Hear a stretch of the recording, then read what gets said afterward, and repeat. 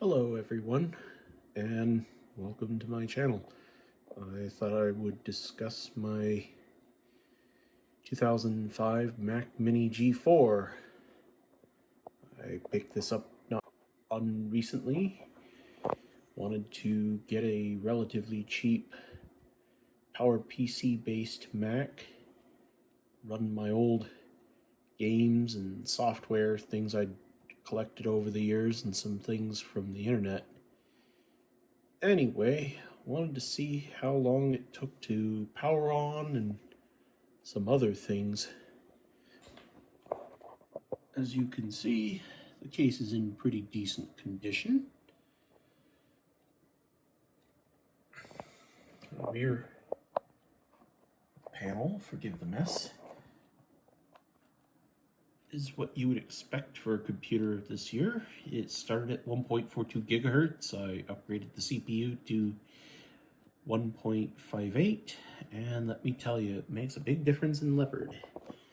You can also see I have an Otherworld computing enclosure, Firewire enclosure, that I attached to it to give me some nice, much needed extra storage. I also replaced the hard drive with a 160 gigabyte Samsung IDE drive from the late 2000s. Hopefully it'll give me many years of enjoyment. Anyway, just thought I'd see how long it takes to power on. So here we go. Now this is booting off the internal IDE. It's a 5400 RPM drive, nothing all that special, just some surplus I found off of eBay. But it was a new old stock drive. I like to use a Apple aluminum keyboard, but I also have a Logitech 2-button mouse because, well, who likes to use their one button? Haha.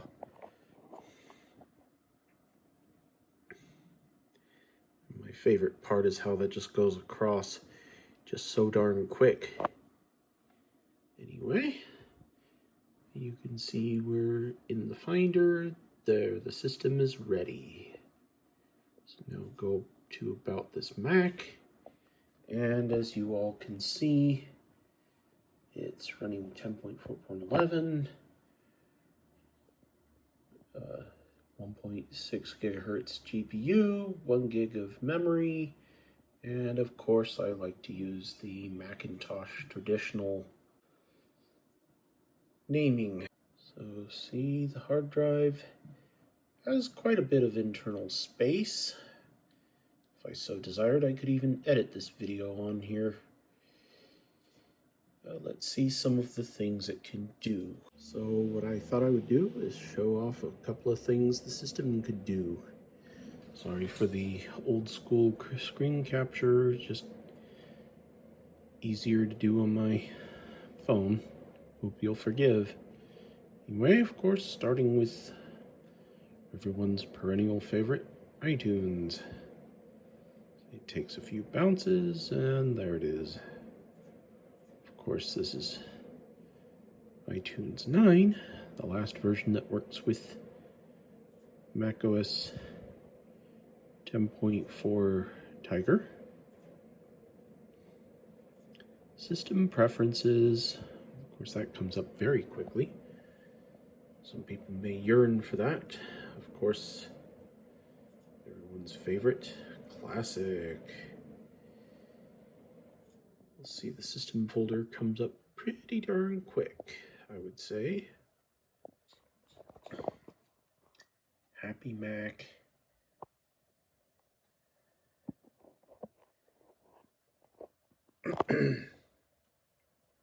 Probably takes longer for it to go through initialization routines than it does reading the data off the hard drive. But yeah, pretty quick. So yes, and of course, as everyone knows,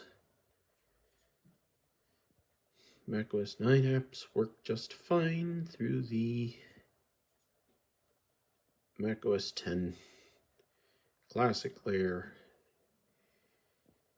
See, of course, it's running all of the standard things. I applied a open firmware patch to make the CPU speed report correctly. So there's that. And of course, you've got the usual iLife applications. Of course, one of the things I decided when getting this computer is I would make it my vintage DOS and Windows machine as well. So here's Windows 3.1.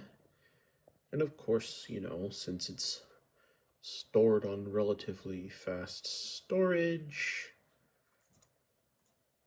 there you go. Standard Windows logo. And of course, you know, the standard Windows startup sound. Make that full screen if you like. And of course, you know, you've got all the standard Windows applications, DOS prompt.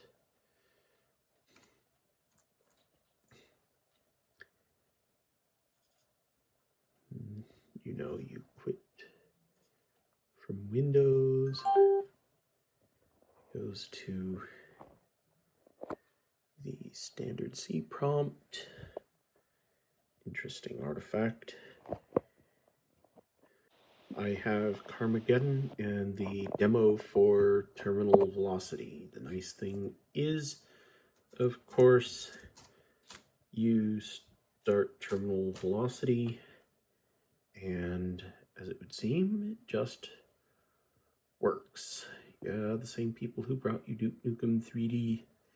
Unfortunately, Virtual PC isn't fast enough to run Duke Nukem 3D, but I have DOSBox on my main computer to play that. The music works. One of the things I always liked about this game is the fact that the music works. The keyboard control is a little unfortunate. This is the only game that's had trouble with the keyboard controls. They seem to get stuck, so my ship ends up running into the ground or trying to do loop-the-loops continually until I hit a key to fix it. Now, of course, this is the most advanced x86 operating system I've yet to get working under Virtual PC 7 here. As you can see, it's just a standard Windows XP install.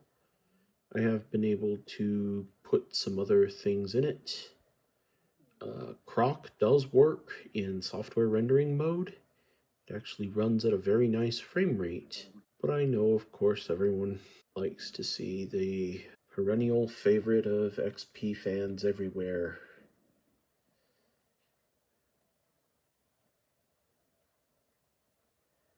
And yes, of course, Space Cadet Pinball does work fine. It is, let's see if I can remember the key.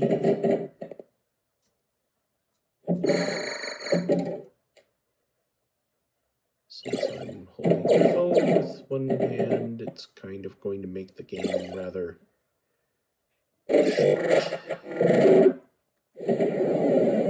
Well, that's silly.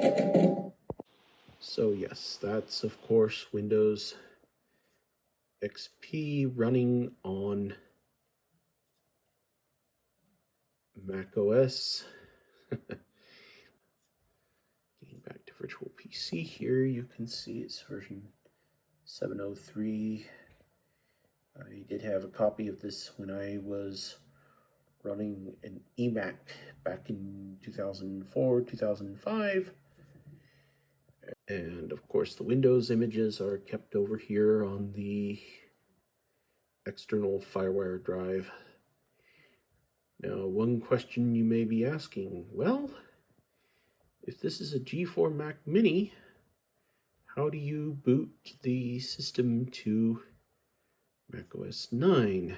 Well, this is how I managed to have Mac OS 9 on the same partition as OS 10, even though most people don't like to. If you examine this file with TextEdit, you can see I utilize the bless command. Now, I will include this bless command in the description for anyone who wishes to use it and not have to deal with partitions. I really don't like partitions. I don't like partitioning. I don't like dividing my data into lots of little things other than by folders. And, well, I figured Apple did it before, they'll let me do it again. And of course, since the computer doesn't boot OS 9 natively, I thought, well, I would try this. So I tried it, and it turns out it works beautifully. So of course, as you can see, the terminal set the hard drive to boot off of the system folder for OS 9. So I just go to restart here. And then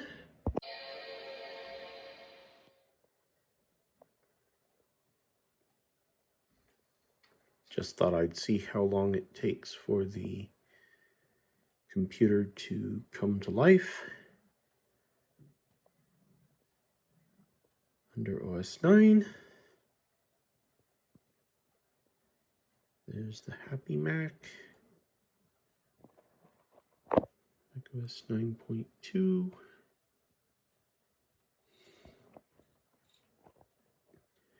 Now the computer is under the full control of classic Mac OS. There's no OS 10 in the background.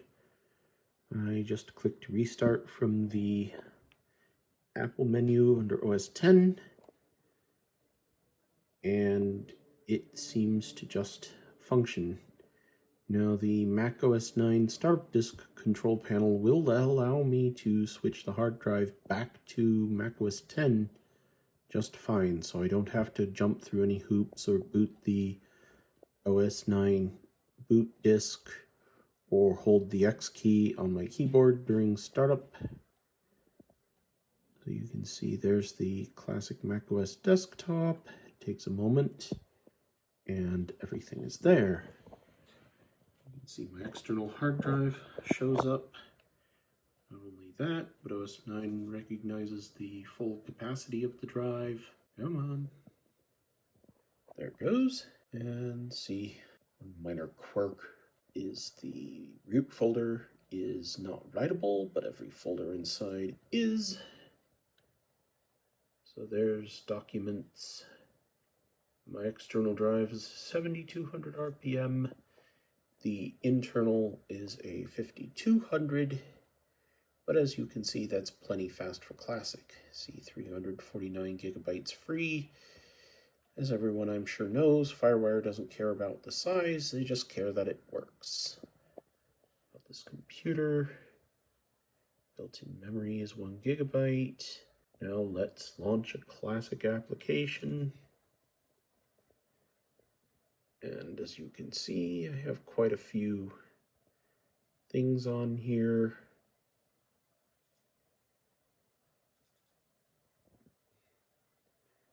And of course, iTunes comes up almost instantaneously. Really didn't feel like using an SSD because they seem to be a lot of trouble. And if you don't get the right adapter, it might not work. It may not always boot OS 9, etc., etc. It just seemed to be easier to stick with a spinning drive. Having found a plethora of them on eBay, new sealed packaging, I thought, why not? And it turns out I was right. So you can see the mouseware utility. I was able to get a Logitech driver for OS 9. So of course the right-click menu works. And let me tell you, macOS with a shortcut menu is definitely well worth it. And of course, you can launch all the usual suspects. Here's iMovie.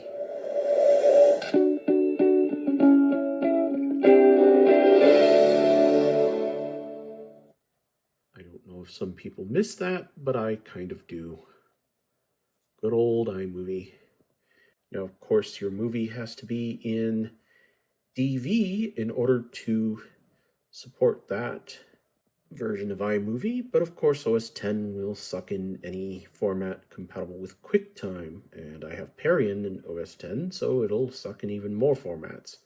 One of my favorite games when I was growing up is of course SimAnt.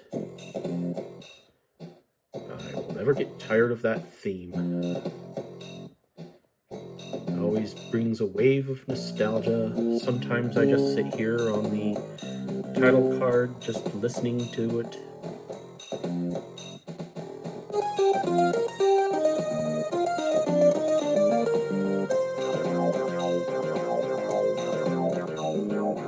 Anyway, go ahead and launch a game. You see, of course, the windows all work exactly the way they should. Digging works. So, of course, as you all know, sound works. The only real disappointment in OS 9 as it stands right now is, of course, and yes, the DVD player works, but it's better under OS 10. Plays more smoothly. The CD audio does not function. Of course, the Apple CD audio player works, but you cannot get sound from the disc. Something about the way the sound manager runs under OS 9 here makes it so it can't play sound.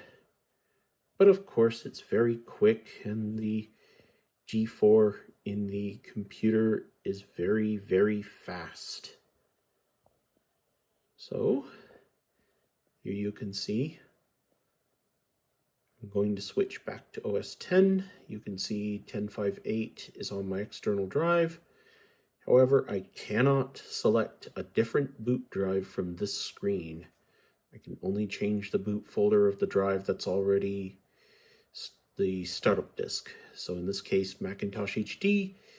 If I wish to boot from my external drive, I have to choose that either from the option boot manager or use my OS X to change which operating system starts. Of course, since I'm rebooting the computer anyway, it's easy enough to hold down the option key and just have at it. Well, as you can see, this computer runs high definition video okay. Well, ITV compensates a bit. I always enjoyed that. Versions before 3.4 do that. It actually makes the frame rate very nice. So version 3.1.2, it's a little hard to download, but you can get it through the current version if you happen to have it. But anyway, I've used this software for many, many years, since I actually had a PowerPC system when it was contemporary. In any case, it picks up all my local channels. I can tune using the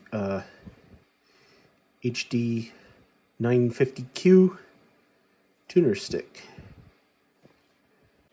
And of course, here's Quake 3 Arena. Have all the settings maximized.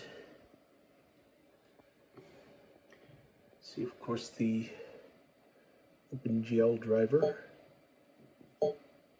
Now let's see here. Anyway, going to run the Quake 3 Arena time demo here.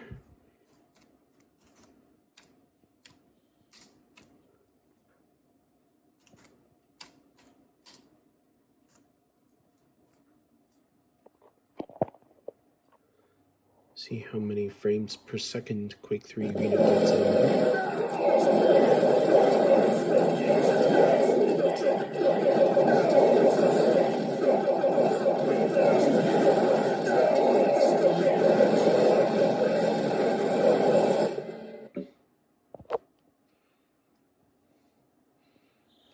And of course, that's a really nice result, considering how this is really just a basic computer. Nothing really all that special about it. Just a truly fast PowerPC CPU, and I think it works pretty darn good. Now, of course, the only problem with Quake 3 Arena there is it will not run in full screen on 10.5. Possible compatibility issue? I really couldn't tell you. It runs great in windowed mode. Probably could run it at 1024 by 768 if I had a larger video window size. The only trouble is the Vizio screen I'm using reports a refresh rate to the Radeon 9200 that is not compatible with 1080p. I've tried multiple times. I do not have Switch Res X, and I really don't want to put extra kind of hacks or anything in the system, and running 1920 by 1080 at 30 Hertz is painful for interactivity. So I just run it at 720p. Now I'm sure everyone is wondering how Doom 3 works. One of my favorite parts. And yes, the disk drive works great on this computer. It's actually one of the things I love about this. The optical drive works perfectly. I just have to wait for the disk to mount anytime. And there it is. Now, I'm sure some people may be wondering, what in the world is Doom 3 doing on a computer that shouldn't be able to run it? Well, running. I absolutely must run this under 10.4 because 10.5 just doesn't work. Textures go missing and various other issues. However, the game itself seems to work really well. Okay. Now, of course, we'll run the benchmark here. So as you can see, system memory is 1024, 32 megabytes of video memory, and Doom 3 is running.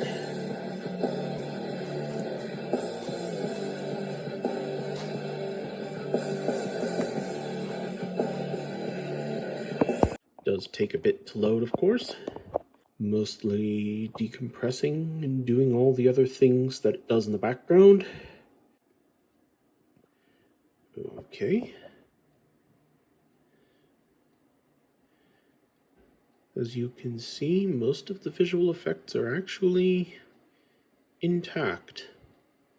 Of course, the frame rate isn't as wonderful as it could be, and this is also the first run of the demo since booting the game. You can hear the fan on the Mac Mini starting to accelerate. Honestly, not too bad if you ask me.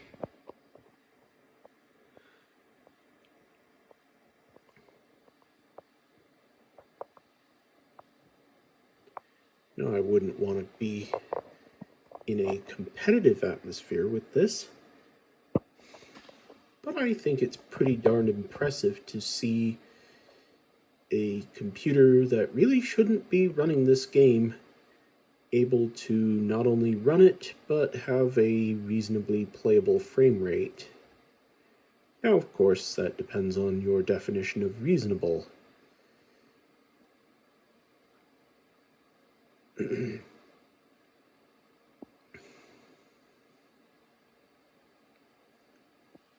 So we will let the benchmark go ahead and finish.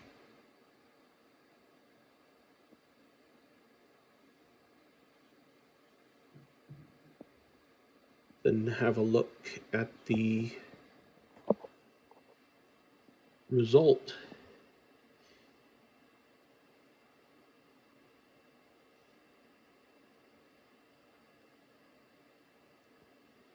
Mind, of course, it does take a while, considering the computer is underpowered, or at least the video chip is.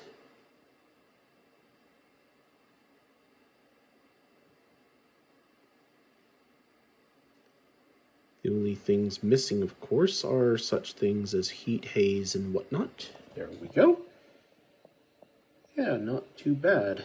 Now, of course, this is a second run of the demo, of the time demo. And yeah, once it's rendered everything the first time, I would say the frame rate is a little bit better. Yeah, when the action heats up, it gets pretty slow. But yes, it's very darned impressive how good the game looks on hardware that really has no business running it. Okay, after a second run, the average frame rate went up a little bit. That's good. Of course, can't finish the video without seeing some of the other abilities I've got on this computer. So may as well see what it can do. So let's go to good old Phil's computer lab. DOS bench.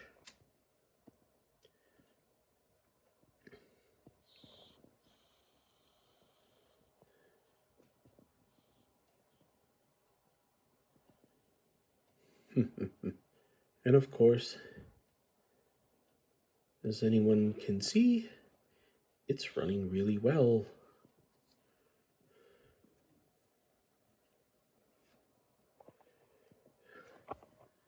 And there's the result.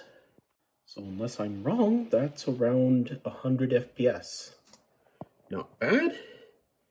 Let's see how Quake runs. Now mind, this only supports software mode, but that's okay.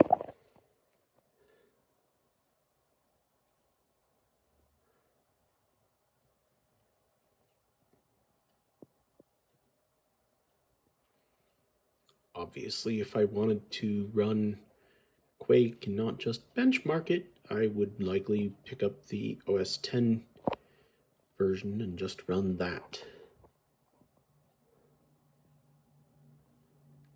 Let the benchmark go ahead and finish.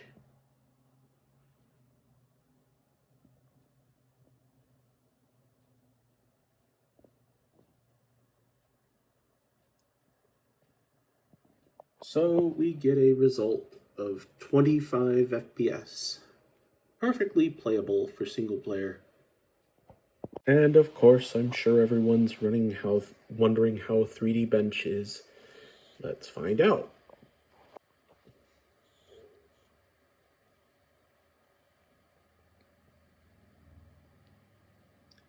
Yep. I would say this makes for a pretty darn fast DOS system. It's really funny to see it doing that, and of course, quite perfectly compatible with this software. And of course, here's Norton system information. We can definitely see that this computer is running what it thinks is a 586 at an unrealistic clock speed.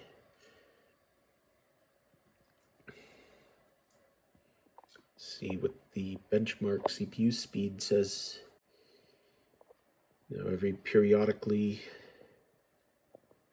of course, being an emulator, it will run this routine a little silly, but I would say somewhere around 499 is the approximate speed of this computer for Norton system information.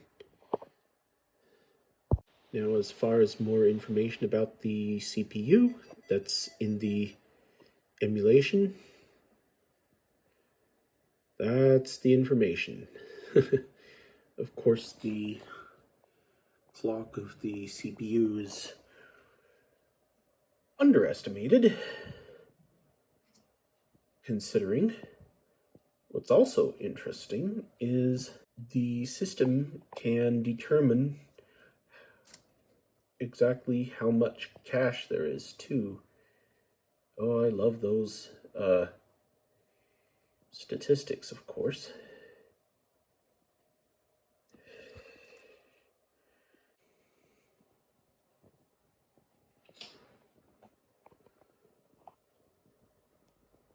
Currently testing the RAM.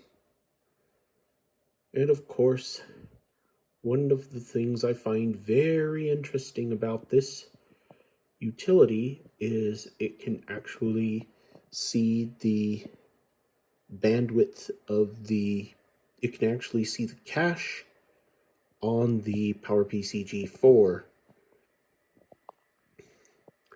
So not only is it relatively quick, of course, but as you can see from the memory bandwidth chart here, right around the 512 kilobyte mark, all the tests just fall off. You can see quite clearly that this is showing the cache bandwidth. Well, not just the bandwidth, but also the quantity of cache that's on the G4 CPU. It's pretty much even through the whole thing, meaning virtual PCs running everything in the L2 cache on the chip, and then just falls off a cliff, as one would expect once you exceed the cache. The CPU is pretty fast, not the absolute fastest in the world, but it does pretty good.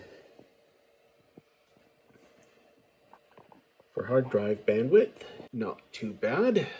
Of course, I have Virtual PC configured to use 48 megabytes of RAM. Normally I boot the system with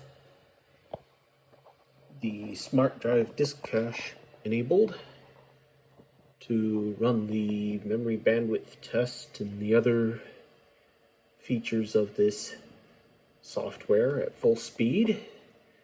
I currently have it booted with HiMem off. Relatively simple. I just went through the F8 options and chose to turn it off. You can of course see the S3 Trio 32 that the emulation is reporting. The chipset is exactly what it says on the tin. And of course, the hard drive read and write capacities are pretty darn nice, I would say. Access speed is quick, and read and write are based off of ATA 33 or 66. And I would say that that's pretty darn good. Here's Chris's PC benchmark.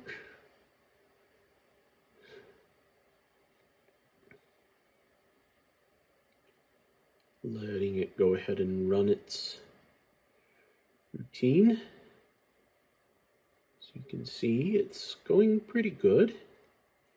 Now I am running this at the higher resolution, 640 by 480.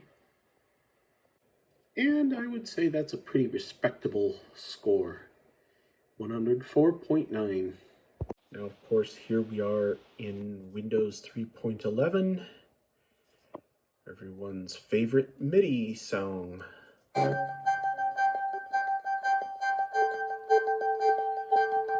One little issue, FM synthesis is slightly broken and doesn't really sound all that good. Anyway, the latest web browser that works under Virtual PC, Firefox 45.9 ESR, took a whole minute to launch. Yeah, I think I showed that already. Anyway, it took a whole minute to launch.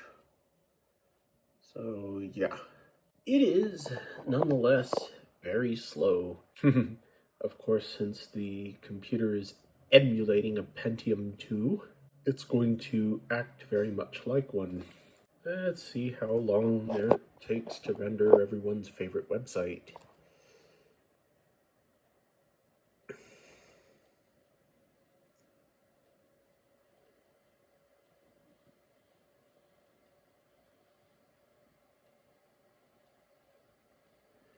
And yes, this is connected to the internet. Yes, it does work.